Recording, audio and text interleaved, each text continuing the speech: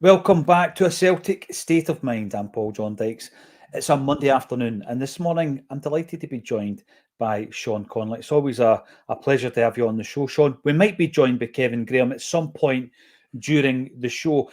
International weekends, how do you play them, mate? Are you the type who, like myself, are basically just hoping for no injuries, and the sooner Celtic comes back, the better?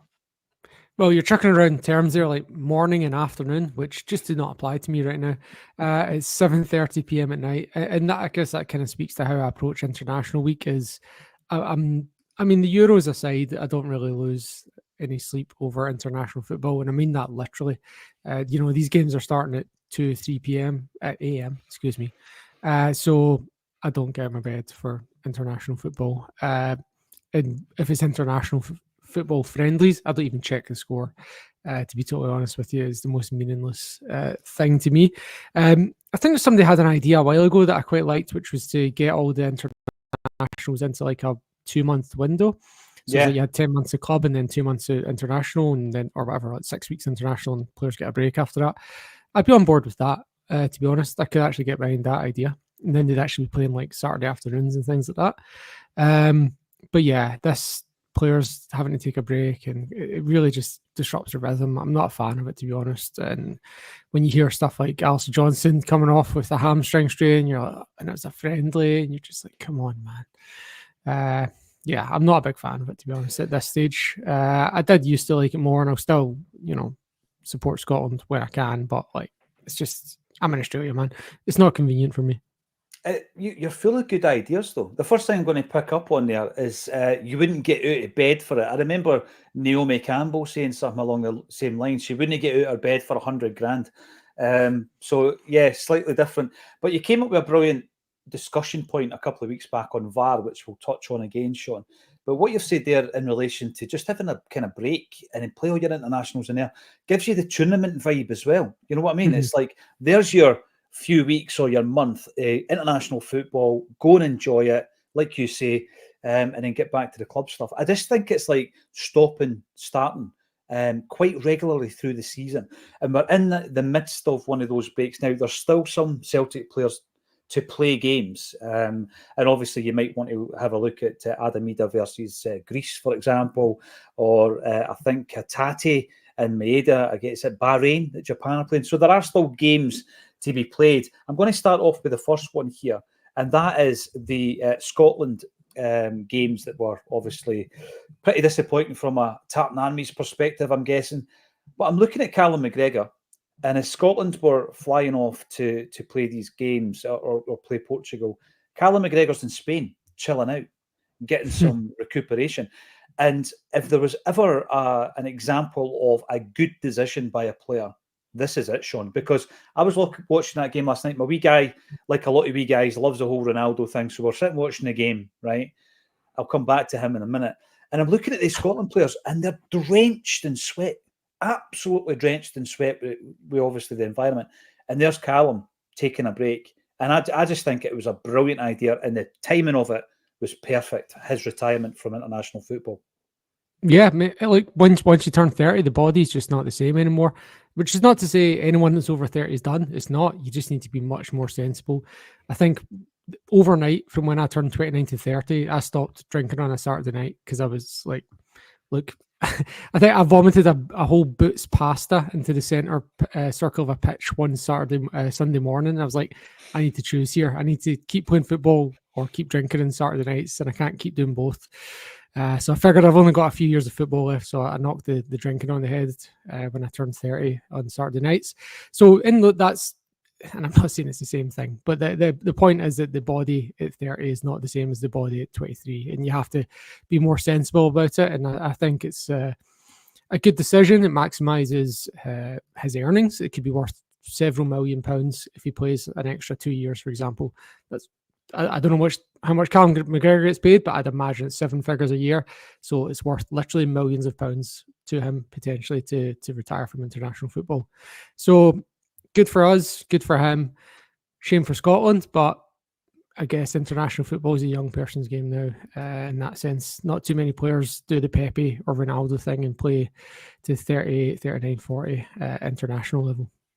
We've mentioned Ronaldo twice already. We're only 5 minutes in. Mhm. But the reason I would mention him on last night's show is he's just so dislikable, Sean. I'm sorry, right? Especially when you're having a go at Anthony Ralston.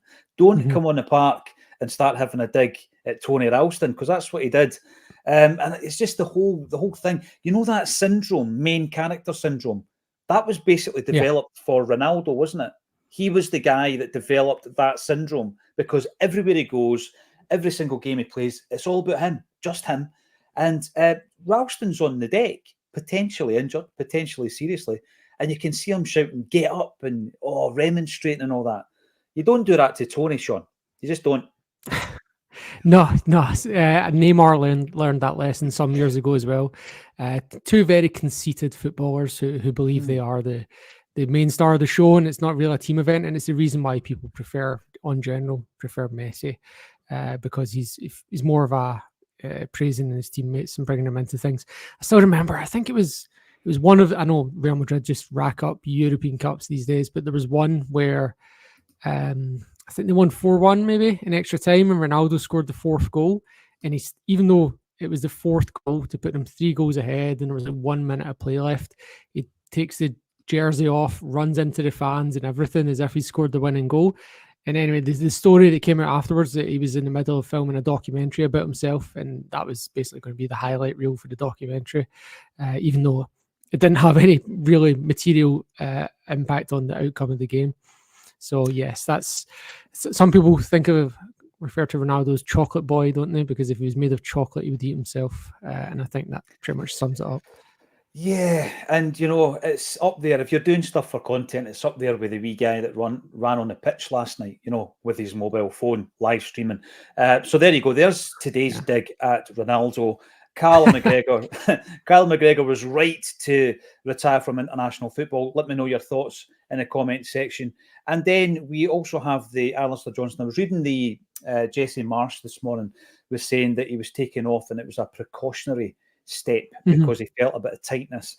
And you've got a player representing Canada against the USA. I mean, listen, I know these guys are well looked after, Sean, not just financially, but, you know, day to day with the diet and the recuperation. And obviously, you know, to the level where they are absolute elite athletes and they've got to be treated like that. But, you know, sometimes I don't think we take into account that travelling about, you know, just even for home games, you're staying in a hotel the night before a game, you're bouncing about the place, then obviously you've got Champions League international games. If AG's felt a little bit of tightness, and I hope it is just that, get him off the park. So I'm happy with that. But let's hope that he comes back fit, because you're then looking at that situation where, by the way, I like Ralston. I think he's a very good backup. But Johnston was really coming into his own. He was hitting kind of peak performance, wasn't he? There was some chat about him being the current runner for Player of the Year. I think some people were swaying between him, Kuhn, and Callum McGregor, our 3 best contributors so far, most consistent and hit the highest levels as well. There's been a lot of change in the last 10, 15 years around sports science, where players are much more aware now of what's going on with their body.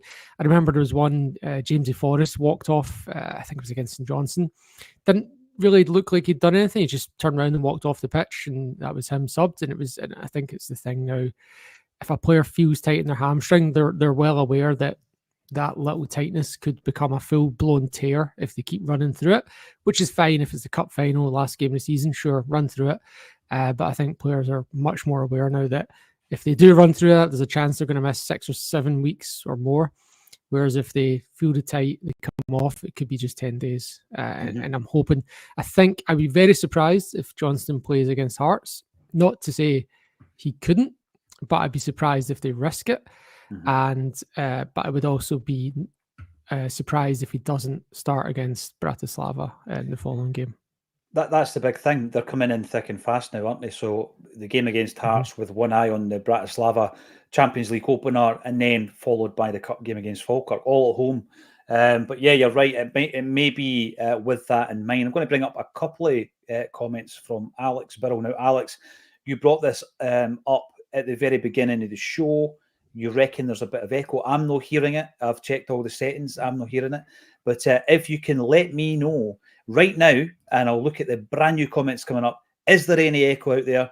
If not, it could just be that you're saying this is an echo chamber. I'm not sure, but I want to make sure that the quality of the sound and the vision, the visuals are as good as they possibly can be. So it's okay as far as I'm concerned. No echo, and we're okay now. Oh, nice one, Alex. I just want to make sure your experience is a good one on a Celtic State of Mind today. Loads of good comments coming in. What are we going to be talking about today then? We're going to be talking about the ongoing meltdown. The Champions League, not only the squad, but the upcoming fixture. We can focus on that. I hope everybody managed to get their tickets. The deadline is approaching if it's not today.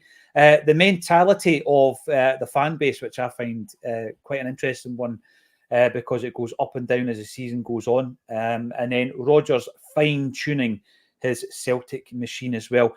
One other thing I want to bring up with Sean at some point today is a conversation that came out of one of the post-matches where we were talking about VAR. And I've kind of ran with your idea, as you do, Sean, but always with credit, always with the source. And I want to talk a wee bit about that as well, because I think there is a resolution of sorts in that Celtic can take control of the situation. Now, Corn Celt, you're coming in to say a Luke McCowan interview. Nice one, Paul John. That is, of course, referring to the natty head gear of yourself. But at the same time, we have been invited up to Celtic Park today for Luke McCowan's interview. So he's doing a wee press conference today. And after the press conference, Acsom and other fan media platforms will be allowed in to ask some questions. So we will be represented by Josh Murphy. At the weekend, doing at the Man United game, we were represented by JP Mason. It was brilliant, absolutely brilliant. JP was going to the game anyway, hence the reason I asked him. We're given a press pass. He was able to go in and talk to some Celtic and Man U legends. Now, listen, I like the Legends games. I'm going to be honest with you, Sean, because it's all about charity, which is the first thing, right? And I remember very, very early doors going to one of these games, and it was the John Kennedy game, and it was a brilliant lineup to the point where I think Richard Ashcroft was playing for Manchester United. Henrik Larsson scored a hat-trick for Celtic that night. And you know, it's all about fun, but if you can raise some dough for charities, then that's the big thing. But one thing I found quite interesting is that Danny Simpson was being interviewed, and he revealed that Celtic, I love this stuff, after the event you find out players were approached and all that. And he was saying that he was very keen to join Celtic back in 2019 under Lenny, but the board kiboshed it. So, you know, I look at some of these names. We were given a list of names, actually, a wee bit after that period, that these were players that Neil Lennon tried to sign for our 10 in a row campaign. And this was the list I was given. So everybody knows about Fraser Forster, right? Danny Drinkwater was a player that Neil Lennon wanted at the time. James McLean was another. Charlie Mulgrew, and Ivan Toney, which I think everybody knows about. Yeah. So throw in the mix Danny Simpson.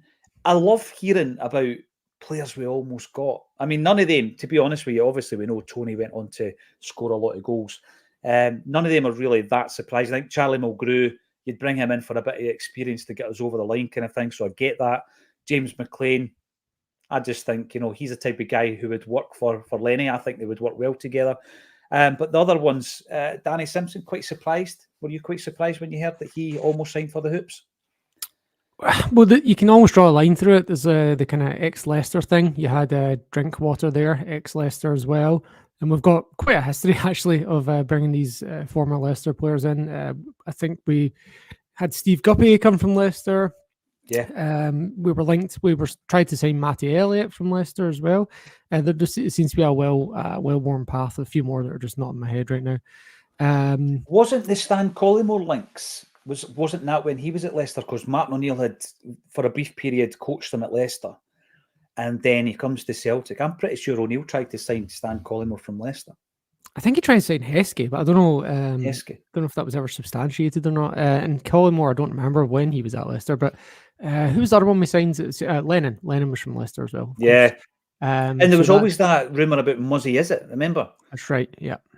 Yeah, all the best ones from that Leicester League Cup team, linked with all them. But then also you're talking about Simpson and Drinkwater there. They were veterans of the team that won the actual, and Simpson as well. They all won the EPL down there. So I wonder how many other names kind of walked through our notebooks and potential signings at that point. And it's great for us as fans to hear this, that players want to sign. You don't hear too many in other parts, any other teams in Scotland. So it kind of adds gravitas to our name when these stories do break, no matter how long passes until such time. And it's good for us. It's nice, just a nice kind of thing for fans to play that kind of fantasy football thing in your head, where the champ manager thing. Here's the player. This is a team we could have had. We could have had Rivaldo on one wing and David Ginola on the other, with Chris Sutton up front or whatever. We could have took them all on, and then yeah, I think there's a lot of things with players at all times getting touted to lots of teams. I'd say some players get touted to 10 to 20 teams in a summer, and we're just a name that stands out, I think, which is good as well. A nice reflection on us. So, yeah, I think we would have done a lot better with Ivan Toney up front than Albion Ayeti is the kind of substance to make it at that point. Yeah. And Tony's obviously gone down that whole semi-retirement route for I don't know how many millions a year. But yeah, you've brought up, you've triggered something there by bringing up David Ginola. You know you're not meant to do that when I'm on the show. You can't bring up David Ginola. It was one of the biggest regrets ever, the fact he didn't sign. And around about the kind of Tommy Burns era, I know that Rivaldo was linked when O'Neill was in charge, but there was also, in fact, I'm lying, it wasn't Tommy Burns, it was Wim Jansen. We were offered Valle, the agent of Gianluca Vialli, really wanted him to come up to Scotland. So, yes, I know that people think that it was Rangers who tried to buy Vialli, but Celtic were offered him as well. Fantasy football, as we say, and Wayne Rooney once again says he loves the hoops, and why not? The Tobago Street Police Station Supporters Club, Celtic Supporters Club, 7:30 a.m. out there in Ontario. So hopefully you're doing well. We met actually outside Celtic Park one Monday morning when I was doing the Wonder. Johnny Ryan thought Ralston had a good game last night. I agree with you, Johnny. I think he gets a hard time. I think even the commentators are very keen to give Tony a hard time. I thought he'd done really well. Him and Christie obviously knew each other, and it looked as though there was an understanding. I know they didn't play much football, first team football for Celtic together, but obviously they were at the club at the same time. So yeah, I thought he'd done well. And we've got 5-7-3 versus 13. Good afternoon, Acsom troops. Hail, hail. Where is that mural painted? Is that at St. Rock's? Is that up at the Rock? It could well be. Let us know. Pat Dolan watched the Alistair Johnston interview. There is our future captain. You know who else said that, Pat? Kevin Graham. Kevin Graham said that he is a future captain. I want to talk a wee bit about players getting stick, because I've noticed against England, or in the aftermath of the England game, Adam Ida was getting a fair bit of stick there, Sean. And he's a player that I'm looking at the international football almost as a sideshow. Don't want players to get injured. We've spoken about Alistair Johnston. But Ida, for me, is a player who will benefit, I think, from a couple of games of football, competitive games under his belt, because I don't think he's quite sharp, as sharp as he was at the end of last season. But after the game against England, I've seen a lot of criticism over Adam Ida. Do you think it was justified? Some of it's creeping into the comments. I don't think so. I just don't think he's fit yet. Yeah, I think maybe he probably has pre-season fitness, but I don't think he has match fitness, any semblance of it. I think when you're that size as well, when you're a bigger lad, you take a couple extra games to get up. Even saying that though, Jota was always one. Jota would always, when he was come back from an injury or whatever, he would be 3-4 games before he was even looking anywhere close to himself. That was one I always talked about in post matches. Jota doesn't look right. He takes 3-4 games and then he gets up to speed, he gets going. I think it's good for us that he does get in minutes for Ireland. I really do. I think it's very interesting that he was preferred as the starting striker ahead of £50 million rated Evan Ferguson, who was being linked with Manchester United amongst many other teams, and he does get in a game against them. Makes 9 million look like a bargain, given that. But yeah, I think he's playing England. The Ireland team overall aren't any great shakes at the moment. I would read very little into it in that sense. I think he probably won't start again. Maybe he might start against Hearts, but he's probably not going to start against Bratislava at home. So he'll get his minutes. He'll get up to speed. I'm not concerned about it. He will get a few starts coming up, and he'll look a lot sharper over the next coming weeks. Not worried about it. I agree with you, Sean. I'm not that overly concerned, but I'm going to bring up some of the comments who might disagree. Danny Boy comes in, first of all, on the YouTube. Thanks for joining us. Please, God, don't let anything happen to Kyogo and leave us with Ida as our main striker. He gets worse every time I see him, and I don't really care what anyone thinks. It's true. Danny, if it wasn't for the big guy last year, where would we have been? I thought he had an incredible impact. We've not seen it since he signed permanently yet, but I do agree with Sean. I think it just comes to match sharpness. Tony comes in also to say that I don't think Adam Ida is totally match fit at the moment. And Phyllis Kirk, Ida has been very poor for Ireland and hasn't got going for Celtic yet. This shows the benefit of signing players early, as he has suffered from not much of a pre-season at Norwich. And I agree with that. I think that's fair enough. I really do. It's a good point. Yeah. Now, if we're talking about people coming in pre-season, and I know that obviously the season had kicked off before some of these guys come in, we're looking ahead to the next game against Hearts, who haven't looked any great shakes this season. I made a prediction last year. I said that Aberdeen, Rangers, Hibs and Hearts would all have a new manager during the season, and I said that at the beginning of the campaign. I think Hearts were the only one who didn't change their manager. So that was my prediction last season. This season, I think it's going to come home to roost. I think Hearts will change their manager at some point during this campaign, because they seem to have a fairly decent squad, Sean. But for me, Naismith isn't. I don't think he's got any tactical now. So I don't think he's got that. He can't change in game. I didn't like him as a player. I didn't like his attitude. Yeah. I mean, if you say to me, Stephen Naismith, I just instantly remember that moment where he's over the top with Johnny Hayes and he's shouting and screaming at Johnny Hayes as Hayes is clearly injured on the deck. I hate that with footballers. Doesn't leave me. And I'm looking at the Hearts game. Obviously, we will always approach it in a professional and disciplined way. But in terms of new signings and possibly game time, as you say, one eye on the Champions League game. Who do you think might get a run out? I'm going to read out the names. Obviously, Sini Salo, we've not seen him yet. I think we'll probably save him for the League Cup. We've not seen Alex Valle or Austin Trusty. We've seen a few moments of Arnie Engels and Luke McCowan. Any of the five, do you think, might be in for a start against Hearts? Well, Taylor was a withdrawal from the Scotland squad, so Valle is a good shout in that sense. Unless they feel Taylor needs to get sharp before the European game, but I could see him getting rested and for that. I think Engels is a stick-on to start. I don't see Hatate starting after international duty. I think he'll get rested, maybe play the last 20-30 minutes, so he can start against Bratislava. So I'd say Engels will be a stick-on to come in there. McCowan, maybe. I mean, obviously McGregor's going to be well rested, so he'll be fine. And who else will be? Bernardo. Oh, yeah, Bernardo went with 21s. So yeah, maybe we might see McCowan and Engels then in that case, because Bernardo, despite being almost 23, is still playing for Portugal under 21s. So I'd say like the players coming back from international duty will be a lot less likely to be starting the game. So we could see players coming in for that reason. Ida probably not, because he has been on international duty. Kyogo has not, so Kyogo probably starts, but it's hard to know really. And yeah, and Trusty again on international duty. Carter Vickers is not, so it feels less likely. But yeah, I'd say your most likely one is Engels and Valle, and then maybe McCowan.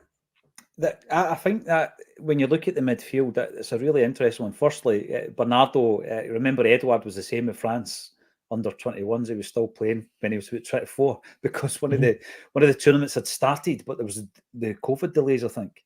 And then if you're registered to play, you can play the whole tournament regardless of your age, which is why Bernardo's 23 playing for the 21s. But yeah, it's an interesting point with the travel with Hatate. I know he didn't play against China, but the travel obviously may mean that he'll be rested. If that's the case, we might see a first start for Engels, and I'm really excited with this player, Sean. I think, just looking even, it's weird because you get into the realms of you're deep and dark into the transfer window and you're just kind of demanding signings because you know the club need to bring in the player. And then you look at the signings that were brought in and you're thinking, wow, we actually signed Trusty for £6 million, Engels for 11 million, and Adam Eder for 8.5, rising to 9.5. Massive outlay. And it would be good to see Engels, not just because of the price tag, but because, all I've been hearing is that, by the way, that this guy here, you have done well to get him, Sean. He's the type of player that probably could have made, and I know why he's come to Celtic, and I know that he'll have the Champions League aspirations, but he's the type of player, apparently, that, given the timing of it, he might have been able to go to a bigger league elsewhere.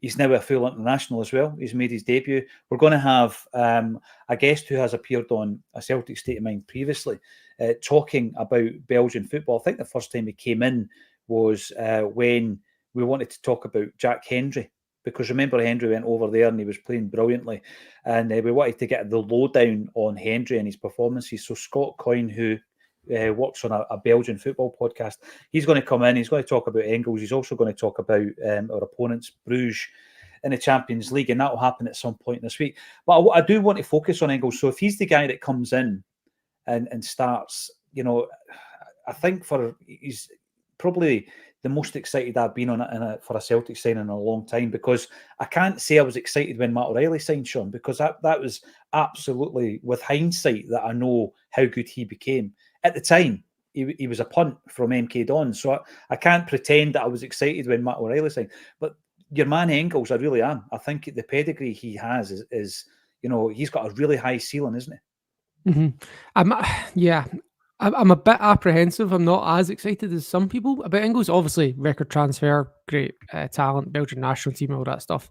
But some of the interviews he gave straight off the bat were about stepping stone. Signing a 4-year contract as well. Says the same thing, that he's not here doesn't plan to be here for long. So that made me a bit apprehensive. But at the same time, even if he is, already eyeballing his next move, then at the very least we're going to get something out of him. And if he doesn't set the world on fire, if he's not great and he ends up sitting on the bench most of the time, which I don't expect, we'll still recoup like 8-9 million from whatever German team wants to take him back, because he's still young, still has potential, all that stuff. But yeah, I didn't like some of the initial sounds he was making. He's had some better interviews since then, but he seemed very one eye on his next move already in some of his earlier interviews, and I think maybe someone's kind of tapped him on the shoulder and had a word about it. But I can see that there's talent there. I'm just hoping he gets his head right around it and isn't 1 foot out the door, because he won't show his full potential here if he is. So I hope he does focus up. I'm just looking at the career path, the trajectory of a player that I remember coming into Celtic and saying something similar, right? And his name was Mohamed Bangura. That's the one I was thinking of as well. Yeah, I'm looking for a move to Arsenal or whatever it was. Yeah. He's now 35 years of age. So what happened after he left Celtic then? He played for some time in Turkey. He goes back to Sweden, AIK. He played with a team called Dalkurd, those European giants. He's taken a couple of what are classed as career breaks in between clubs. So it didn't really work for Bangura. No, I hadn't heard that, actually. I've got to admit, Sean, I hadn't heard Engels saying it. And it does concern me a wee bit. You think to yourself, surely the agents give them the heads up on stuff like that. It's like, talk about Celtic, talk about Champions League, talk about Brendan Rodgers, but don't ever use that or any kind of terminology that might be deemed that you're just using us to get you, because we already know that. Mm-hmm. Sean, we absolutely already know that is the case, and not only with players. Obviously, some managers do that with Celtic as well. But yeah, I wasn't aware of it. We've got some feedback coming in through the comment section. We've got Johnny Ryan saying that the new guys will start versus Falkirk. I think that's a good opportunity for Cine Salo, although don't underestimate the wee teams. We've Falkirk they've won 4 out of 4 in the Championship, and they're currently, they beat Hearts in the League Cup, so they're going to be better than, I think, the 7 through 12 in the Premiership this season. Banana skin, potentially.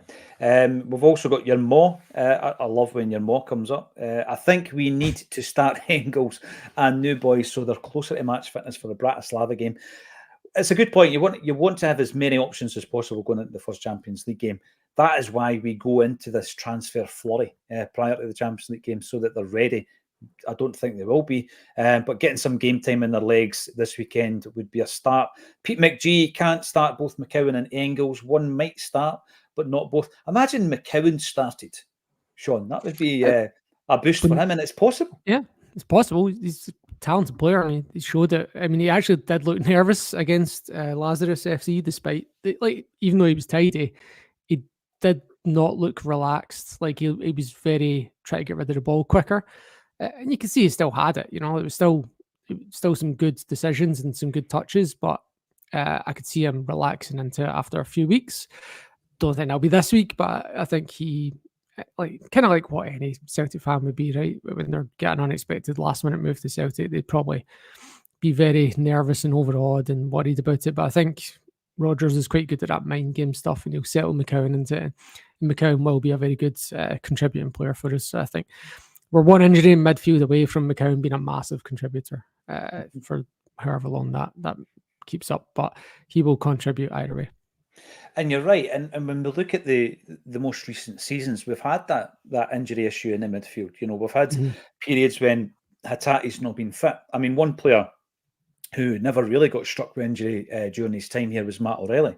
But during the period that Matt O'Reilly was here, we had kind of long-term injuries to Callum McGregor and also to Rio Hatate. So you're spot on.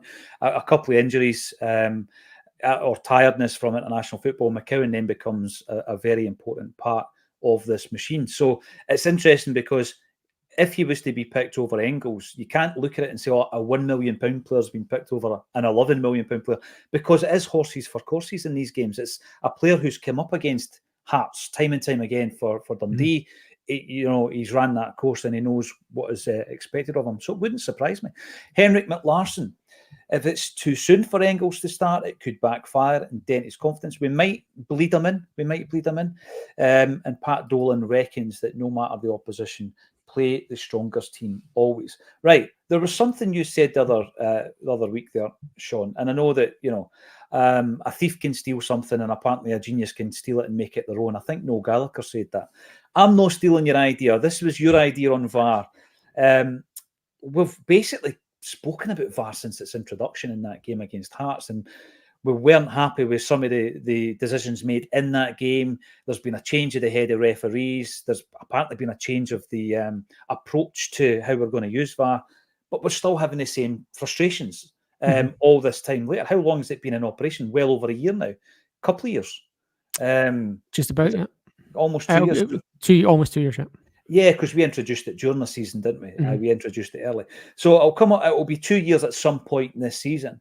We're facing the team who were our opponents the first time VAR was introduced in a game featuring Celtic. And you came up with an idea, and it is one of these things. I don't know what the all singing, all dancing VAR costs. The VAR system that is deployed for Champions League games, where the graphics are brilliant, it's a 360, and it leaves nothing really to the subjective aspect of what VAR has become. What we're talking, a couple of £1 million? Is that how much that system would cost? Hard for me to say, but probably, to be honest. But yeah, even then, even if you don't get there must be some aspect of ease of use, given that whenever we play a Champions League game at Celtic Park, we get this, the souped up offside one. We saw it against Lazio with the Matt O'Reilly onside and the Lewis Palma offside. So they can install it for a single game. That can be done. It can be moved about. So there's an element of transportability about it, which means it doesn't need massive stadium upgrades. So there's no question there's significant improvements we could make to the actual hardware, the infrastructure. And look, you can even take it back to referees being part-time. Making them full-time could make it better to be used as well, because obviously that Andrew Dallas one last week was, and I gather from leaks that Celtic have written to Willie Collum asking about that, and they've kept their counsel. They've not made that public. but I would assume there's some camera evidence which puts Dallas's decision in doubt. Let's say that. And all you need, let's be honest, the minimum you need is a camera with twice. If you double the frame rate, not much more expensive than whatever you've got. That's quite a simple upgrade. Double the frame rate, you double your accuracy, and add a second camera. Hey, bingo, 2 cameras. We can now actually place a line correctly. Because with one camera, you're just kind of guesstimating where the player is. It could be anywhere. If the player's in line with the camera, you're really just guessing where that is. There's a large margin of error there. So you're talking about millions. Yes, we could get the millions. Semi-automated system that the EPL has, but for just a few 100,000, we could make significant improvements as well. Mm-hmm.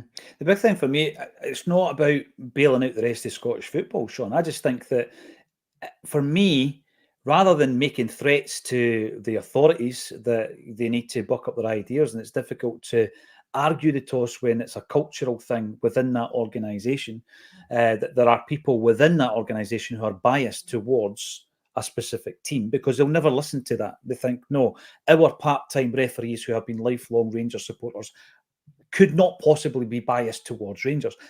In any other walk of life, Sean, we all know that unconscious or conscious bias exists. Why not in Scottish refereeing? Is it the only employment status that doesn't exist? Nonsense. So I think if Celtic were to do it on the kind of say-so that we're doing it to improve our own football analysis department, whereby we can look at certain players and their performance and their movement, and Brendan Rodgers can give them a presentation once a week or whatever it is, because they do that already, then that's fine. We've basically argued it away. We could do it anyway. But that's the reason we're doing it. However, if we're ever in that situation again, it's Hearts that we're talking about, that we were in last season, where Brendan Rodgers has come out and said that it's incompetence, and we get pulled up in front of the beaks, we have evidence. We've got evidence to prove that the decision-making was incompetent. And I think if we had that, we would, I think, make it known that we've got it, and you might see a change, because it's difficult to call them out without them, because they're obviously the authority pulling you over the hot coals. What did Rodgers get? 1 match ban? 1 + 1 suspended, yeah. Yeah, and we went in apparently chilled up. Nick DeMarco went and represented Brendan Rodgers. But we've been here so many times. And people say, stop moaning, you won the game 3-0. That's irrelevant. That game could have been nothing each. It could have been, 1-0 to Rangers. And we would have been talking about that decision every single day this week, if that was the case. So I think it is now that's the time that Celtic just take the situation into their own hands. This has obviously been prompted and influenced and inspired by your suggestion. But I think that's the only way forward for Celtic. And it would force the SFA into being better. They would need to be better. They would need to look at having an improved system throughout Scottish football at that stage, if one club's already got a system that's better than the one being used. Yeah, and the argument to their argument, sorry, to steelman this, if you will, their argument will be that we can't have it for one team and not all the others. Well, that argument, that makes them hypocrites if they do come back with that, because any single cup round is entirely optional for teams to have VAR or not. You get like 3 games per cup round that have VAR operational. So if they're trying to say it's competitive fairness, they've already blown their own argument out of the water by allowing it to be optional in the cup. Yeah, no, you're spot on. They've out-argued themselves. We were talking about some interviews over the weekend, and obviously Danny Simpson and Wayne Rooney were giving interviews during the Legends game down at Old Trafford. There was also another one I found really interesting that I was looking at this morning, James Maddison. You'll remember him scoring a free kick for Aberdeen against Rangers. I do. It was a belter. And he's gone on to bigger and better things. He's now working under Ange Postecoglou, of course, at Spurs. Now, what I found interesting was the question was asked in relation to the differences between Ange and Brendan Rodgers. And what struck me was the similarity in answer that he gave to the one given by Matt O'Reilly last season when Brendan Rodgers had taken over. And I think Matt O'Reilly had spoken about the fact that Brendan will come in for lunch and sit next to you and chat to you and stuff like that. And we were all going, oh, Matt O'Reilly didn't like Ange Postecoglou because we're football fans and we make things up with information that we're given. But what James Maddison was saying is that, Ange Postecoglou is not the type of person who'll have you into his office for a wee chat and a cup of tea, whereas Brendan Rodgers was. He was that kind of gaffer who, the arm round the shoulder type. And apparently Ange keeps his distance. There's very much a gaffer-player relationship rather than Rodgers being in there and being part of it. That doesn't surprise me, Sean. I'm not saying there's one better approach than the other, because both of them work, both of them have had success. But it doesn't surprise me from the outside looking in that Rodgers is that type of manager versus Ange being that kind of manager. And I'm only basing that on what I have seen with their approach to the media, with their approach to fans, etc. But Ange seems far more of a kind of abrasive character, quite probably hard to get on with if you're his player rather than his part of his management team. Whereas Rodgers loves that about, getting somebody under his wing, even when he's hard on a player, because we've all seen that Liverpool footage, isn't it? When you're hard and you break them down, then build them back up. Two different styles. I don't know which one you would prefer. To be honest, I'd probably prefer the Ange approach as a player. As a player, I'd probably prefer the Brendan Rodgers approach personally, but that's every player is different, right? And there's been so many talented players that haven't made it due to mentality issues, right? And they might have just needed the opposite type of manager. But you will actually find most of the time when you look back, the kind of standoff managers like your Martin O'Neill, your Brian Clough, they'll kind of have assistants that will do that thing that you're talking about that Rodgers does. They'll have their Chris Davies or whatever, not Chris Davies, John Robertson, that will do that sort of thing for them. So it's something that is an important part of football management, but it doesn't necessarily have to come from the manager. And the managers can maintain more gravitas and can make more cutthroat decisions by having that distance. It's harder to cut someone from the team, to drop someone, to give them harsh feedback when you've got a close relationship with them. It really, those things don't necessarily commingle with each other. I think it was, I don't like to go into other sports too much, but I think that was Brad Pitt, Moneyball movie. He was very much like that, like he found doesn't mingle with the players, doesn't travel with them in away games because he's going to have to trade them away the next week, and it was too hard for him to do that if he built close relationships with them. But one other thing that did come out of that movie and is something that is, if you're trying to say what's in common with Ange and Rodgers, it's that their analysis and their feedback is very specific, and that's more important than anything about who is building the close relationships with the players. I think is know what you want and be very specific about what players can do, because whether players prefer an arm around the shoulder or whether they prefer a bit of distance and a bollocking every now and again, either way, what they need is the feedback to be specific, not just you were crap today on the bus. That's not helping anyone. It was you should have turned outside instead of showing the player the ball. That sort of thing. You could have ran a bit faster there. It's specific so that they can improve on it. No, without a doubt, because as I have spoken to a lot of ex-players over the years, and that's one of the big things that rings true, Sean. It's about don't overcomplicate things. Let us know how to improve. If you think that something needs to improve, tell us how. And obviously going into a game, I think I read somewhere that if you give one individual 3 things to go into a game with, that's enough. That's the 3 instructions. Any more than that, and it becomes complicated. That's not me saying footballers don't have the capacity. I think it's just sports people in general. So much of their performance is on instinct, isn't it? And the fact that you're getting 3 different instructions to go out, that's enough for any individual. Ange versus Brendan, I'm sure it's a discussion that will rumble on, but it leads me into part of a discussion that I had last week, Sean, whereby I finally think that Brendan's team, he's made his mark on this team, even though, right, if you look at the side that won the Scottish Cup, the starting 11 that won the Scottish Cup last year, it was more or less an Ange Postecoglou's side, right? So you look at all the guys that came in. Adam Ida never started that game, obviously. Jamesy Forrest had come in and taken a right-wing berth for the last a couple of months of the season. These were all guys that were already there. And it was a hybrid side that, Brendan Rodgers inherited. There was a few players that were still there from his first time. Who were still there? James Forrest, McGregor, Tony Ralston, and Scott Bain, maybe. I don't think there was many more than that from his first time round.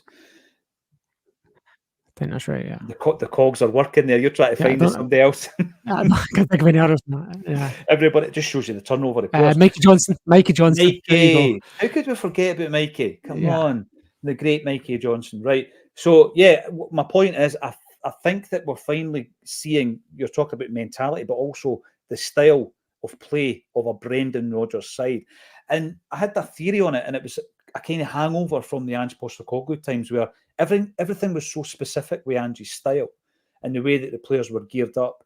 And we got into that habit, Sean, thinking, right, 65 minutes, we bring on 5 subs, we reinvigorate the energy levels, and we just do this team till the end of the game. And it was almost as if it ran out of steam a wee bit. I don't know why. What I suggested was the fact that maybe Ange had already agreed to go to Spurs. He'd kind of checked out. It's difficult to hide that in a dressing room environment or on the training ground. And our performances suffered. So we won a treble, but the last few months of that season weren't vintage Ange, right?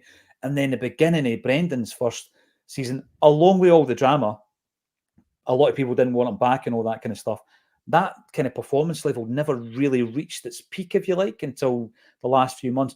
Do you think it's a case of that? And we're now looking at, right, we're back to brand Brendan. This is a Brendan Rodgers side.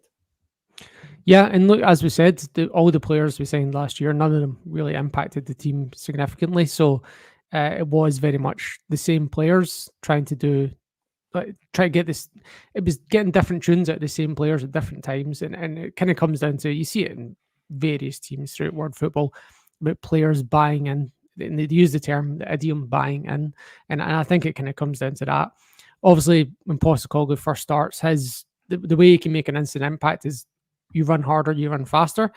There's nothing tactical about that. It's just running more. Okay. And that gives you, that'll raise you 10, 15%. And that was his approach at the start. But then you start to see he introduces slowly builds up different tactical things as time goes on. And that's why he romped it in the second season. And then Rodgers comes in, the players are on a down from basically that half time at Rugby Park onwards for the 2 or 3 months, or whatever. They hadn't really done much. Rodgers doesn't pick them straight back up instantly. There's a slight couple of tactical there's a change in emphasis from run to keep the ball, which is not to say, again, we've not stopped asking them to do these things. We're just change of emphasis. Players are not quite bought in yet. After 4 games last season, McGregor's out in the press saying that he doesn't know what's going on. He doesn't know why players are just launching the ball at the pitch and stuff like that. McGregor's been publicly saying, like, it doesn't make sense. We don't know what's going on here. We're giving the players instructions and not following them. It's a buy-in thing. And I think that turn after the Motherwell and Hibs games where we won them late, I think that was the kind of turning point for the Rodgers team, and it's really just kept running since then. The players are bought in, the effort's there. Everyone knows what they should be doing, at least, and is more or less doing it. And we're really functioning very well now, even with players coming and going.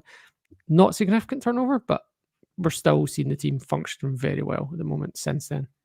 The other big one again was talking about buy-in. It's maybe not something that a player consciously refuses to do, Sean, but Rio Hatate did not fit in to that Brendan Rodgers side last season. And Rodgers never spoke about it until this season, where he felt Hatate had overcome that. They'd maybe had discussions about it.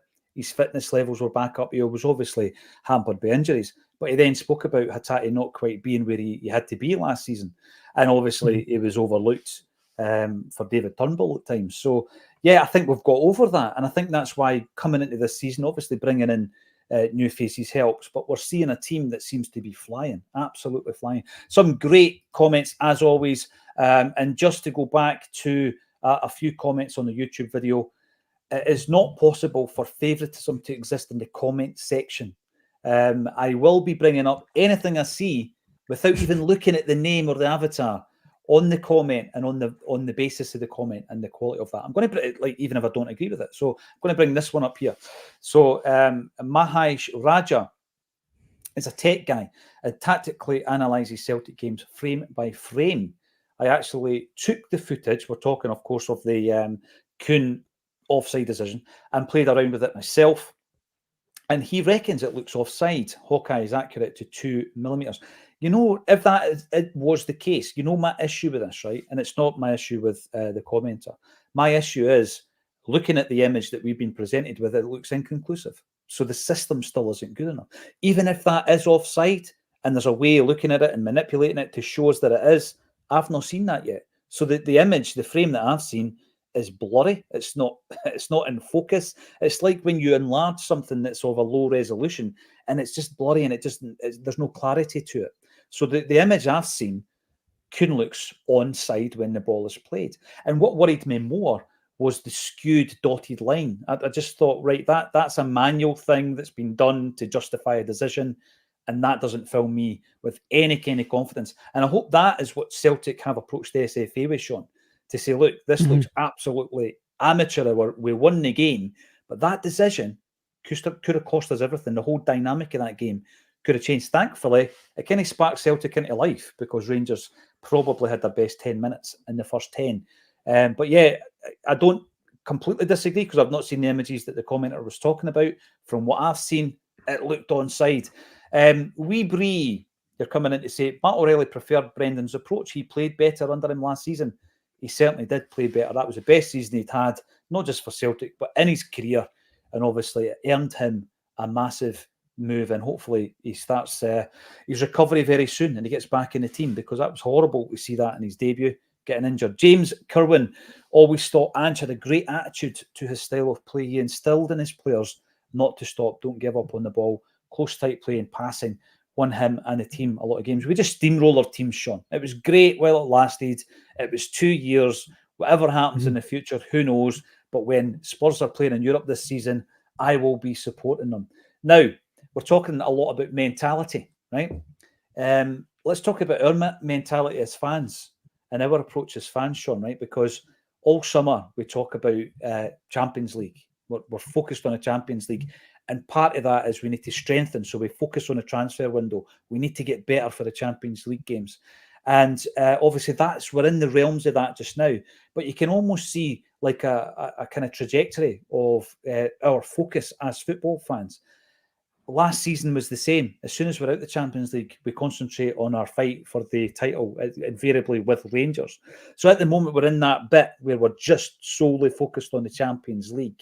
And the big question is, how long can we do that? How long can we focus on these Champions League games? Starting with Bratislava, of course. What's your thoughts coming into these 8 massive games? Well, I'd say in the last 2 seasons, we've switched our focus off of it pretty much as soon as we lose or draw our second home game. It tends to be the kind of switching off point where we can no longer progress, and it's a kind of maybe we can get third place, and the kind of focus switches at that point.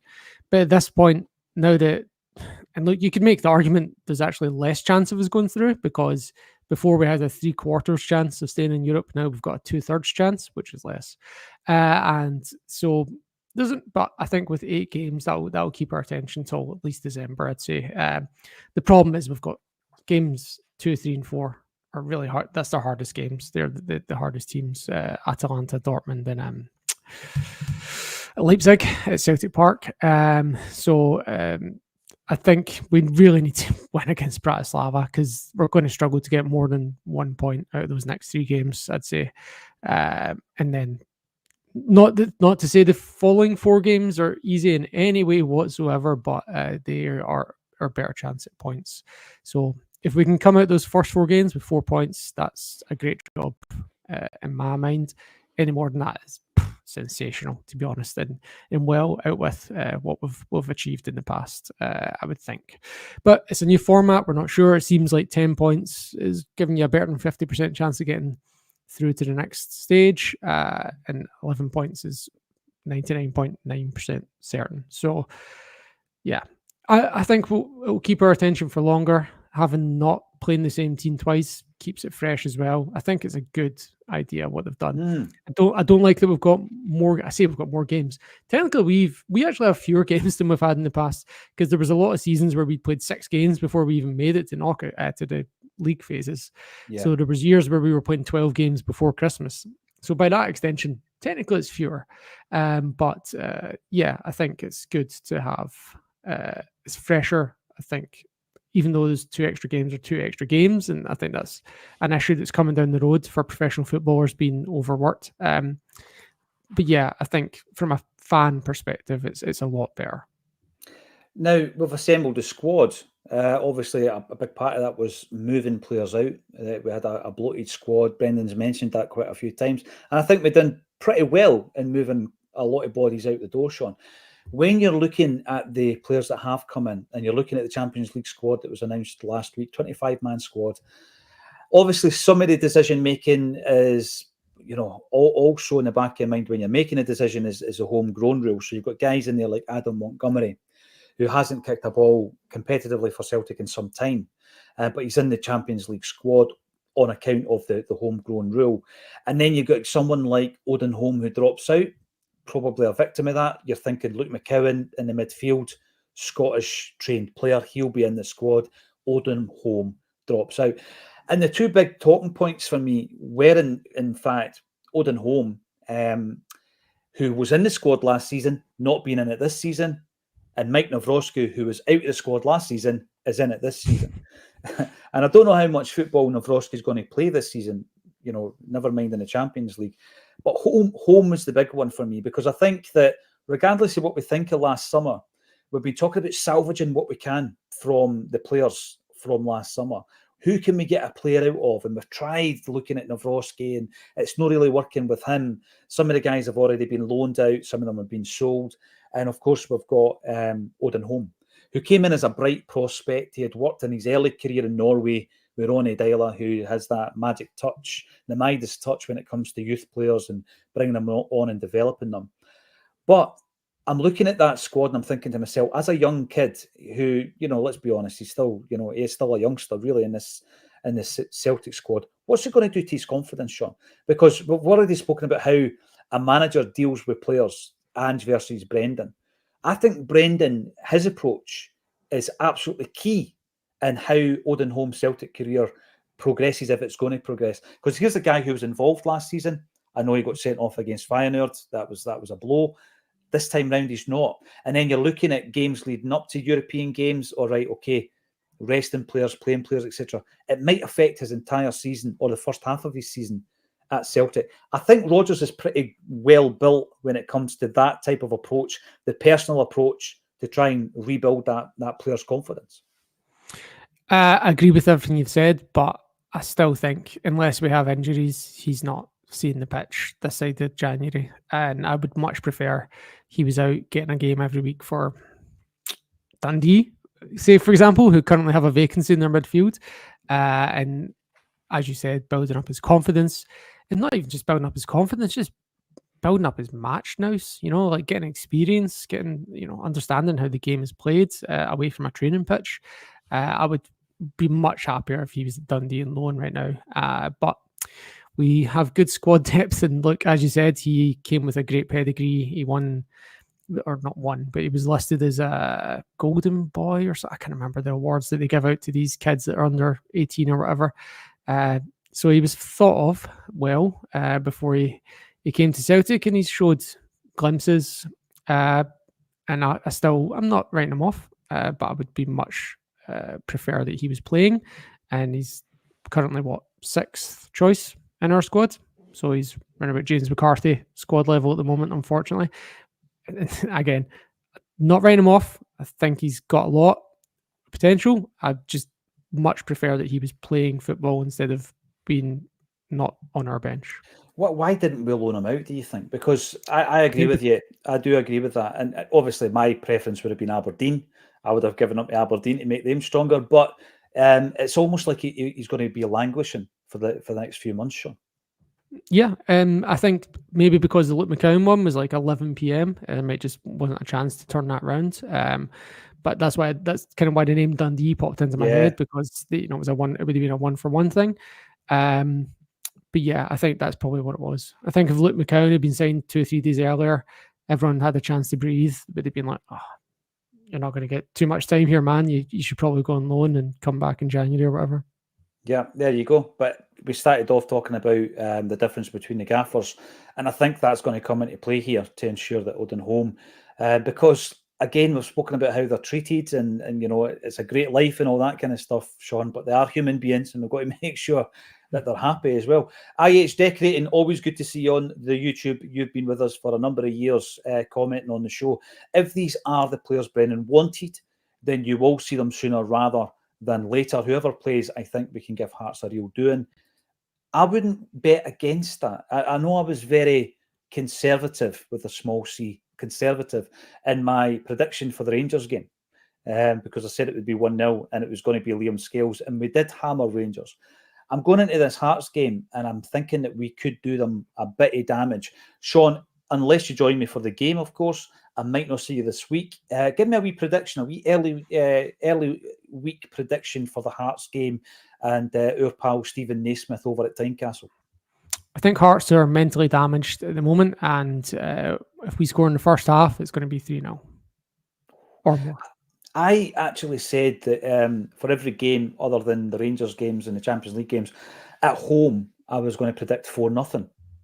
And I'm going to stick to that. I'm going to stick to that. So I'm going to say 4-0, and I'll stick to that all week. Thanks, everybody, for getting involved. As always, it's a Monday afternoon, and we are talking all things Celtic. If you want to come and see Acsom doing their thing live, we are going to be on a stage very, very soon. It's at Barra's Art and Design, an unbelievable venue, I've got to say, 25th of October. It's Gordon Strachan and John Hartson, both on the same stage. I expect dynamite. That's all I'm going to say. Sometimes you go into these, Sean, you think there's a big onus on obviously the structure of it, etc. I think I'm just going to throw a bone and let's see what happens, because they've worked together at Coventry, they've worked together at Celtic, and both great speakers. I cannot wait for it. Tickets are going really well, but there are some available on the link underneath this video. Thanks, everybody, for getting involved. As always, subscribe to the channel. Loads happening on A Celtic State of Mind. Like the video and join us again tomorrow. Thanks, Sean, once again for joining me on A Celtic State of Mind. Yeah, well.